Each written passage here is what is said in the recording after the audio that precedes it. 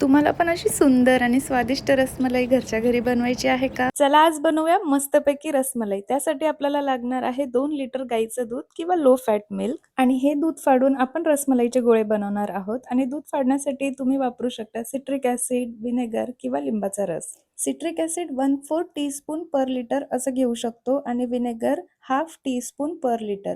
आणि मी नेहमी लिंबाचा रसच वापरते आणि इथे मी मोठ्या लिंबातला अर्ध्या लिंबाचा हा रस वापरते आहे आणि ह्या लिंबाच्या रसामध्ये मी ऍड करते 2 ग्लास पाणी. दूध मंद आचेवरच तापवून घ्यायचं आणि जेव्हा दुधाला उकळी येते तेव्हा यामध्ये लिंबाच्या रसाचं मिश्रण थोडं थोडं टाकायला सुरुवात करायची. थोडंच पाणी टाकायचं आणि व्यवस्थित मिक्स करून घ्यायचं. थोडा वेळ थांबायचं आणि परत थोडं पाणी टाकायचं. असं करत मी 3 ते 4 बॅचेस मध्ये हे लिंबाचं पाणी पूर्ण दुधामध्ये टाकून घेतलं होतं. एका गाळणीवर कापड ठेवून मी हे सगळं गाळून घेतलं आणि त्याला एका पाण्याने वॉश केलं. नंतर त्याला व्यवस्थित बांधून त्याच्यावर वजन ठेवलं जेणेकरून त्यातलं पाणी निथळून जाईल. आता बनवूया मस्तपैकी रसमलाईचा रस. त्यासाठी 2 लिटर म्हशीचं किंवा फुल फॅट मिल्क घ्यायचं. ते मंद आचेवर व्यवस्थित आटवून घ्यायचं. थोडंसं दूध साईडला घेऊन त्यामध्ये मी मिल्क पावडर, केशर, इसेन्स, साखर आणि विलायची पूड टाकून एकजीव करून घेतलं आणि परत दुधामध्ये मिक्स केलं. खूप छान छेना तयार झाला आहे. याला हाताने मळून असं मऊ करून घेऊया. छोटे छोटे गोळे बनवूया.